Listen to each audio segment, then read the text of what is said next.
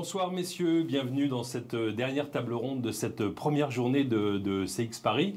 Et donc nous avons la chance d'accueillir ce soir trois professionnels de l'expérience client. Alec Clément de Samsung Electronics France, qui est Operation and Service Director, qui se trouve à gauche de l'écran. Jean-Michel Huat de RATP Dev, qui est directeur de projet expérience client. Et Franck Latras de Domiserve, groupe La Banque Postale, qui est directeur adjoint des opérations. Donc merci messieurs de nous rejoindre à quelques minutes de la révélation de la personnalité client de l'année. Et donc nous allons évoquer tous les quatre ensemble les grands défis de l'expérience client. Et j'aurais une toute première question à poser à notre premier invité, donc Alec Clément de Samsung Electronics France. Lui demander déjà de nous parler un peu de son périmètre, de se présenter son entreprise, et puis nous dire aussi quel regard il porte sur la crise que nous traversons, qui maintenant date d'il y a quelques mois. La parole est à vous, Alec. Bonjour, donc je suis Alec Clément, je suis le directeur des services et de l'expérience ou des expériences clients chez Samsung, couvrant le périmètre entier des produits, dont une vaste gamme de produits, allant de la téléphonie en passant par la télé ou les produits bruns ou l'électroménager. On a même également des produits médicaux, des produits climatiques. Donc voilà, donc l'ensemble des produits. La crise, oui, on a tous été frappés par cette crise du Covid, et on a dû, la première chose, il a fallu s'adapter très vite pour s'organiser. D'abord pour penser à la sécurité d'absolument tout le monde, aussi bien des usagers, des consommateurs, mais du propre personnel et des gens qui travaillaient dans tous les centres d'appel. Et la deuxième chose, c'est que la crise, je pense qu'il faut qu'on vive avec pour de longs mois ou de longues années. Et on est en train, nous, d'appréhender non plus ça comme une crise, mais comme un vrai changement important, changement qui est en train de se passer. Et on est en train de penser qu'on est en train de rentrer dans une nouvelle ère de l'expérience ou des expériences clients. Merci beaucoup pour ce premier témoignage d'un secteur de la grande consommation, de la technologie. Et je me tourne vers Jean-Michel Huat, donc de RATP Dev, pour lui poser sensiblement les mêmes questions. On va parler du périmètre. Alors on connaît RATP, mais pas RATP Dev, donc c'est l'occasion de le présenter et puis de nous dire justement quel regard vous portez sur cette crise. Oui, bonjour Thierry, bonjour à tous. Effectivement, je suis directeur de projet expérience client chez RATP Dev. Et RATP Dev, c'est la filiale de RATP Group qui se positionne sur les appels d'offres de transport public, plus particulièrement en province et à l'étranger. Aujourd'hui, donc avec des marchés de bus, métro, tramway et puis bientôt du train. C'est 1,3 milliard de chiffre d'affaires, un peu plus de 20 000 collaborateurs avec une forte croissance ces 10 dernières années. Sur la crise, je dirais que pour moi, elle est d'abord révélatrice.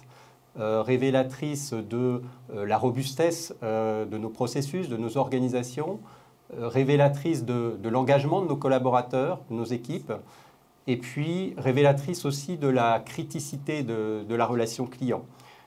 Alors évidemment, on ne va pas souhaiter de revivre souvent de telles crises, mais c'est pour moi une opportunité de franchir un nouveau cap dans le management de l'expérience client, puis peut-être de faire le tri entre ce qui est vraiment important et ce qui l'est moins.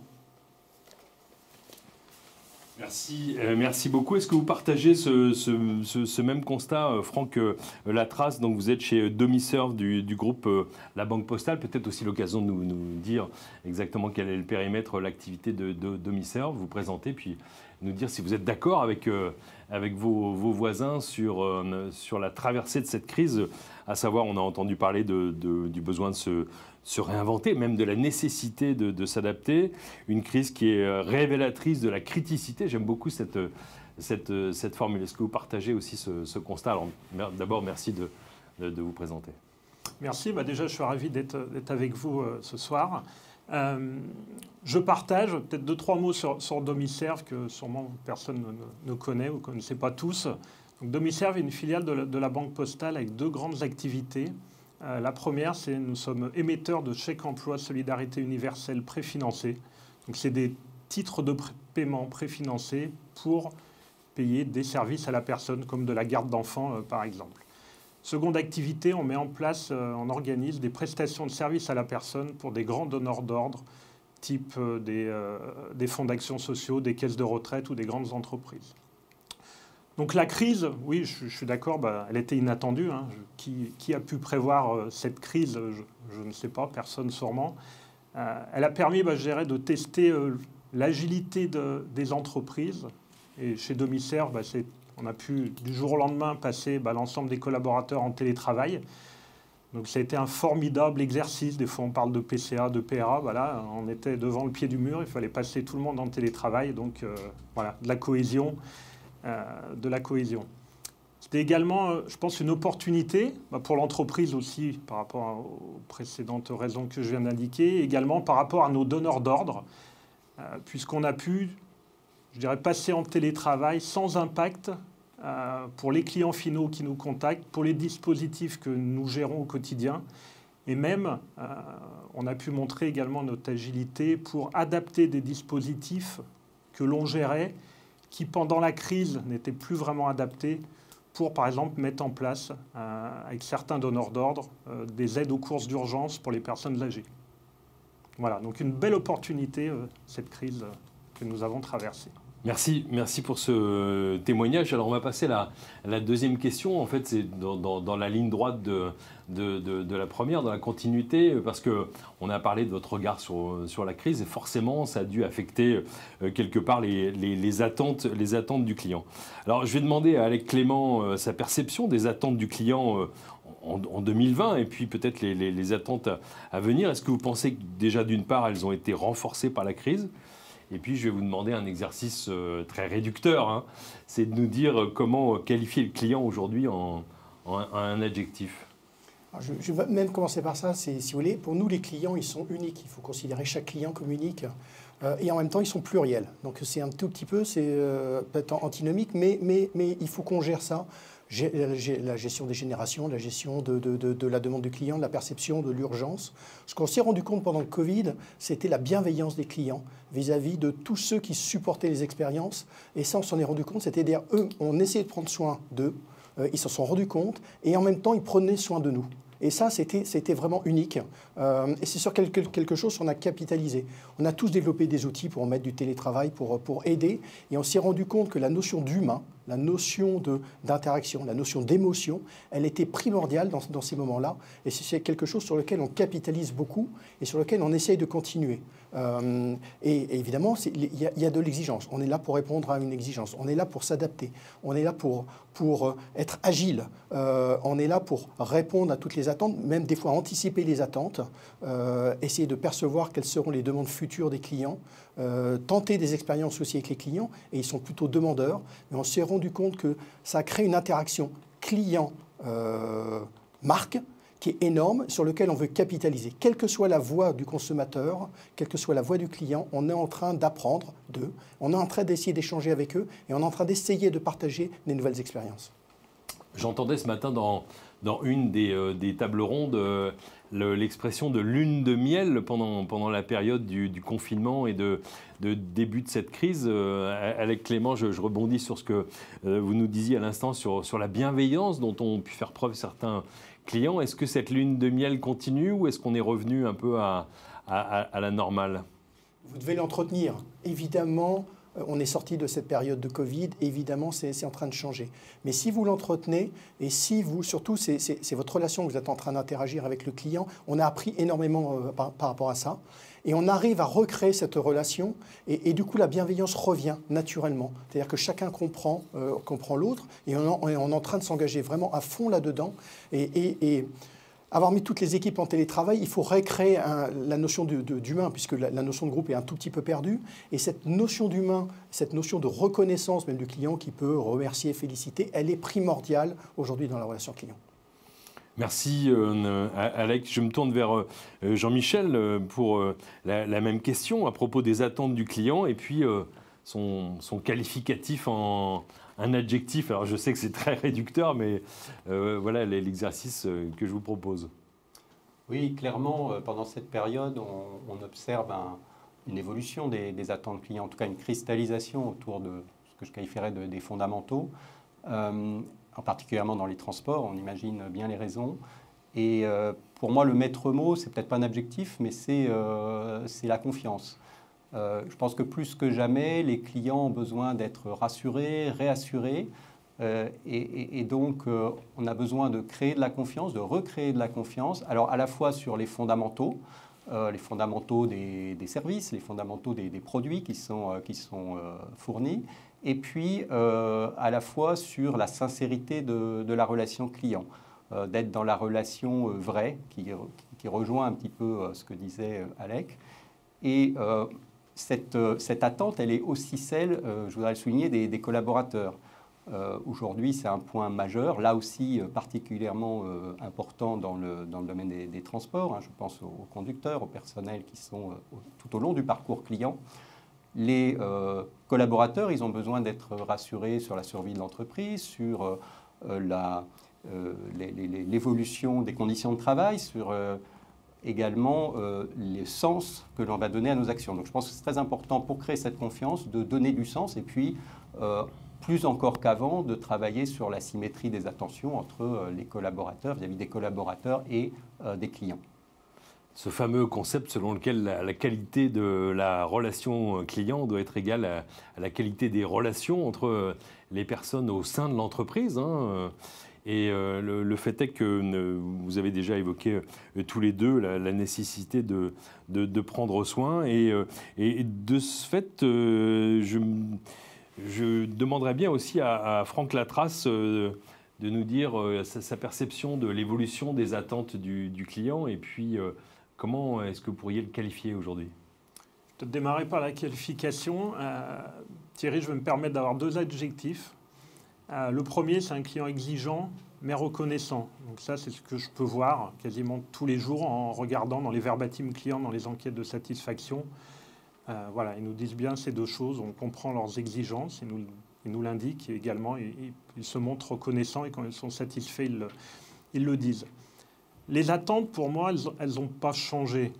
Classiquement, on dit qu'il faut qu'on réponde aux demandes explicites et implicites des clients. Donc pour moi, ça n'a pas changé. Le fond n'a pas changé.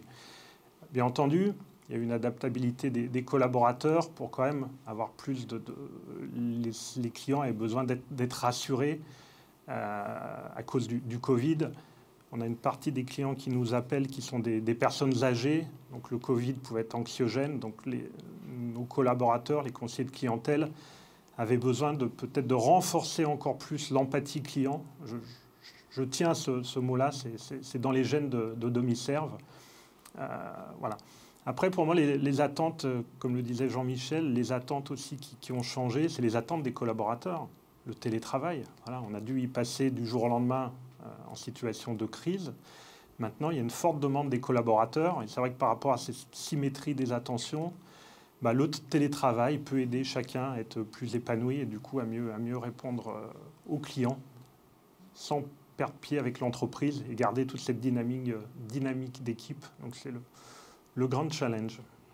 Merci tous les trois pour ce panorama. Donc, je note dans vos points de vue sur les attentes du client, à la fois Alec qui nous parle d'un client unique et pluriel, le besoin de prendre soin, le mot-clé qui serait celui de bienveillance, la nécessité aussi de prendre en compte l'émotion du client, et puis Jean-Michel qui nous parle de confiance, de retour aux fondamentaux, un élément qu'on a beaucoup entendu depuis ce matin d'ailleurs, le besoin aussi de se recentrer.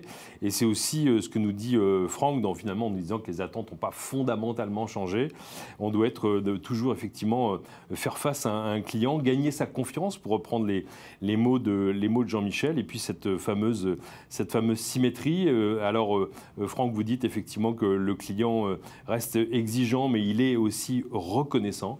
Et j'aime bien ce terme d'empathie. Et il a été aussi pas mal cité depuis ce matin par de nombreux intervenants. Alors, la troisième question, qui est le thème de cette dernière table ronde de la journée, c'est le grand défi, ou j'allais dire un peu les grands défis de l'expérience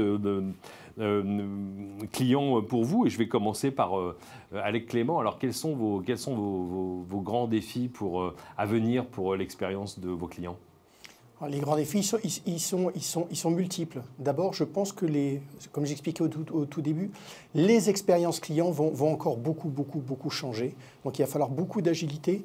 Évidemment, il faut des bases qui soient très robustes, parce que sans ça, vous ne pourrez pas construire toutes les briques supplémentaires. Mais c'est important que tous les jours, on apprend, et tous les jours, on doit s'adapter.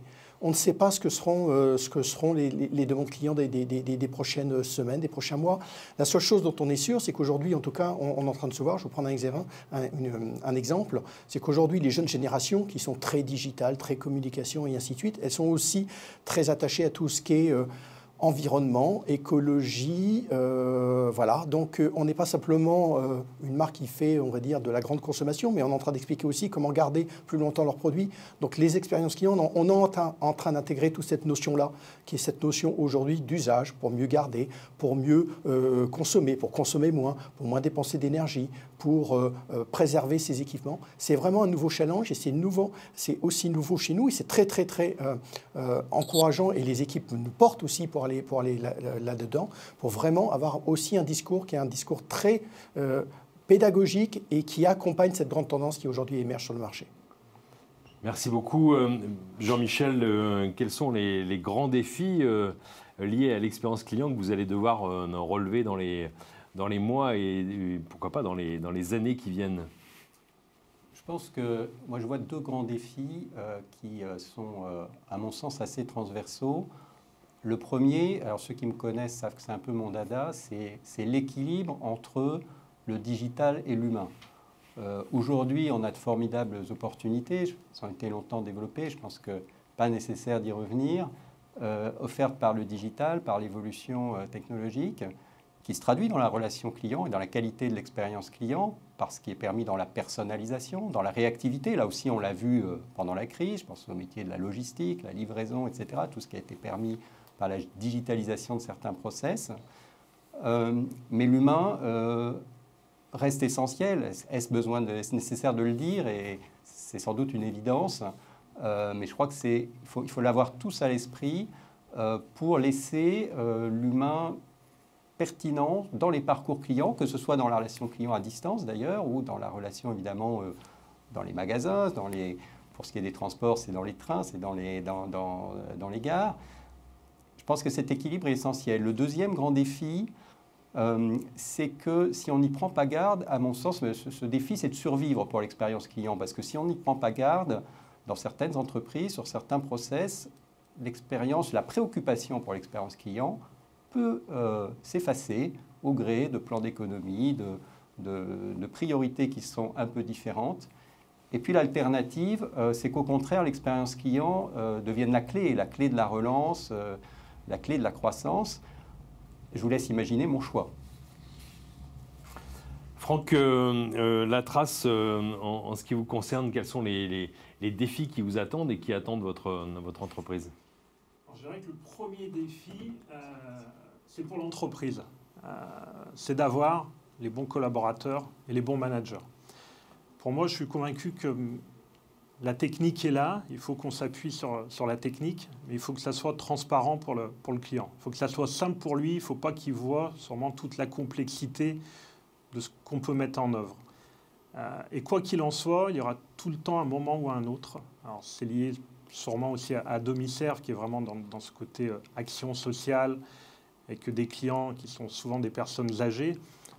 On aura tout le temps l'humain, donc le conseiller de clientèle qui sera là pour répondre aux clients. Donc pour moi, vraiment l'élément fondamental, la pierre angulaire, voilà, c'est d'avoir les bons collaborateurs, les bons managers pour entraîner toutes ces équipes. Et on revient à notre symétrie des attentions, on en a parlé déjà tout à l'heure, mais voilà, moi j'y crois vraiment, j'y travaille au quotidien. Voilà, donc demain, c'est rester simple, avoir une réponse rapide, juste, et franche. Aussi une réponse franche avec le client. Il peut y avoir des problèmes et je pense que tout le monde, nous les premiers, nous sommes prêts à l'entendre. Donc soyons transparents avec les clients. Merci. Si je résume en vous écoutant, alors se rapprocher des clients, bien sûr, garantir l'équilibre entre le digital et l'humain, et finalement vous vous accordez aussi tous les trois sur ce sujet, une question de survie, même pour Jean-Michel, hein, du sujet de l'expérience client au sein des entreprises, et puis effectivement rendre la technique transparente, hein, faciliter la vie des clients et aussi des collaborateurs. Alors, je me tourne ici en régie vers François-Xavier qui a l'œil sur toutes les questions qui nous sont posées en live et en direct, et je vais tout de suite lui demander s'il a des questions pour nos 3 intervenants. Alors François-Xavier. Effectivement Thierry, nous avons des questions. Je vous rappelle que toutes les questions, vous pouvez les poser directement à nos intervenants avec l'application grâce à laquelle vous êtes connecté pour suivre cet événement CX Paris. Nous avons, et j'espère que je ne vais pas écorcher son nom, désolé d'avance si c'est le cas, Khalid Achiak qui a une question pour Jean-Michel. Jean-Michel, l'usager attend avant tout une réponse immédiate à sa demande. Alors, quelles solutions peuvent compléter le dispositif classique du service client? Vaste question. Ultra pointu. Moi, je le vois aujourd'hui énormément. Évidemment, là, on va retrouver les outils digitaux dont on parlait tout à l'heure et en matière de relations clients. Si je prends mon expérience des transports, c'est de pouvoir répondre à des situations immédiates par le biais des réseaux sociaux, par le biais du messaging. On sait tous qu'aujourd'hui, on voit des croissances phénoménales sur ce canal et cette préférence du client, notamment parce que ça permet cette réactivité et cet usage très facile. En termes de transport, c'est évidemment, cette question, elle est hyper pertinente parce qu'on doit réagir en période de crise, on doit réagir en période de perturbation. Et l'autre levier, l'autre moyen qui est à la fois dans l'outil et dans les usages, dans le processus, j'allais dire, c'est de faire travailler avec nous le client. C'est-à-dire que nos clients sont tout au long de leur parcours, peuvent nous aider, peuvent communiquer, et c'est quelque chose qui aujourd'hui est vraiment une piste déjà en œuvre et qui peut être développée. François-Xavier, on pourrait étendre cette question à nos autres invités. Et je me tourne peut-être vers Alec pour lui demander quels sont les canaux synchrones qu'il a mis en place chez Samsung. Est-ce que ça correspond à un besoin pour les clients?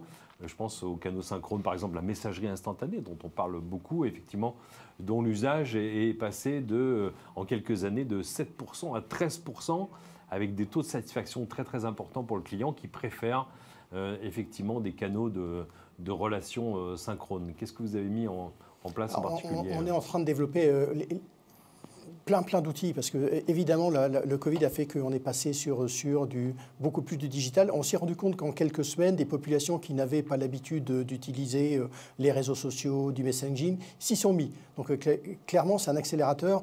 Il s'est passé en 3 mois de temps, ce qui aurait peut-être passé en 2 ans ou en 3 ans de temps dans une situation normale. Donc évidemment, c'est un canal qui est un canal important. Au-delà de ça, c'est que les canaux puissent se discuter entre eux. C'est la chose la plus importante. On se rend compte qu'aujourd'hui, les clients passent d'un canal qui peut être voix, email, messaging, réseaux sociaux, applications. Il faut qu'on ait leur parcours complet. Donc cette fameuse vision 360 pour qu'au moment où on a une interaction avec eux, on leur apporte la bonne réponse pertinente et qui comprend déjà tout le parcours qu'ils ont fait. C'est la chose pour nous la plus importante aujourd'hui. Franck, je me tourne vers vous. Est-ce que vous partagez aussi ce constat? Est-ce que vous pensez que la période qu'on a vécue est déjà d'une part un accélérateur des usages du digital? Et comment est-ce que vous répondez, vous, aux défis des canaux synchrones? Alors, aujourd'hui, nous, on est à plus de 95% sur des contacts voix, donc par l'intermédiaire d'appels auprès de nos conseillers de clientèle. Petit à petit, les personnes âgées d'aujourd'hui, de demain, les personnes âgées de demain seront des personnes qui auront déjà connu le digital et qui seront à même d'utiliser ces canaux. On commence à le voir avec les aidants familiaux, qui eux sont des personnes actives et qui sont sur le digital et qui sont de plus en plus demandeurs de pouvoir commencer une relation ou d'initier une demande via un autre canal que la voix. Voilà. Donc nous, ça, c'est les sujets, je dirais, de 2021. Et enfin, peut-être une dernière question qui nous vient des échanges que vous pouvez avoir tous en ligne. Et merci encore de participer. Alors, une question qui s'adresse à vous 3 sur quels sont les KPIs essentiels de l'expérience client que vous suivez particulièrement, que vous avez mis en place. Quels sont les indicateurs clés de l'expérience? Peut-être, Alec, est-ce que vous voulez commencer par la réponse? Vaste sujet aussi. Alors, on doit dire, si on a un seul KPI, tout le monde parle aujourd'hui du NPS, qui est la chose la plus importante. Thierry, on en avait déjà discuté dans une autre table ronde. Nous, on est spécialiste de fermer et de ne plus montrer un seul KPI qui permet de remettre le client et la relation au milieu de tout. On l'a fait, on l'a refait. C'est des expériences qu'on tente de temps en temps, c'est-à-dire on ne met plus aucun indicateur et puis on regarde comment vit l'activité et ça nous permet de voir cette fameuse robustesse, cette agilité et cette interaction. Donc aujourd'hui, je veux dire que les KPI ne sont simplement que l'indicateur de vitesse sur son tableau de bord, mais si on conduit bien, on n'a pas besoin de regarder la vitesse, on sait à quelle vitesse on roule. Bon, voilà un bon éclairage et une réponse assez unique. J'imagine que dans un autre contexte, peut-être, Jean-Michel, quels sont les KPIs que vous suivez particulièrement pour monitorer l'expérience client chez RATP Dev? Alors sur le champ des transports publics, il faut imaginer que historiquement, la culture d'échange avec le client en direct n'était pas si naturelle que ça, puisqu'on est sur du B2B2C. Finalement, nos premiers clients sont les autorités organisatrices qui finalement organisent les transports. Et du coup, on n'avait pas forcément cette connaissance proche des clients. Aujourd'hui, c'est permis évidemment par les outils digitaux, c'est permis surtout par les programmes d'expérience client qu'on développe. Et on va être sur un KPI, notamment NPS, qui reste très pertinent et plutôt en développement dans ce domaine, sachant qu'on pourrait se dire finalement les transports, on n'est pas en concurrence. Eh bien, détrompez-vous, aujourd'hui on est en concurrence avec les modes doux, avec le vélo, on a une vie tous les jours à Paris, et puis pourquoi pas avec Uber ou avec le fait de rester chez soi. Donc cette notion est pertinente et puis s'y rajoutent des indicateurs qui vont être des indicateurs finalement sur la qualité. Je parlais des fondamentaux produits, services tout à l'heure. Ça va être sur la régularité, sur les transports à l'heure. Très bien, donc deux adeptes du NPS, alors utilisés évidemment de façon très différente. Et vous, Franck Latras, quels sont les KPIs de votre activité concernant l'expérience client? Alors, je vais peut-être changer par rapport à Alec et Jean-Michel. Le NPS, chez nous, on ne l'a pas. Donc, on travaille quasi exclusivement en B2B2C. Donc, un des premiers KPI, c'est la satisfaction de nos donneurs d'ordre. On les enquête une fois par an pour voir ce qu'ils nous disent. Et bien entendu, on analyse ces résultats. Et après, les clients qui nous appellent, les clients finaux, également, on les enquête. On les enquête régulièrement. Et tout à l'heure, je parlais des clients exigeants et reconnaissants, et c'est les verbatims qui me permettaient d'affirmer cela. Donc voilà, les résultats de ces enquêtes de satisfaction client nous donnent vraiment les irritants et également les éléments que les clients aiment dans ce que l'on fait. Et je n'oublierai pas non plus, je parlais tout à l'heure du collaborateur, nous ça se fait au téléphone, la qualité de l'appel, la manière dont l'appel se déroule avec le client, c'est important. Donc, je dirais tous les KPI qu'on retrouve dans la NF Service Relations Clients, notamment sur la qualité du contact, sont très importants.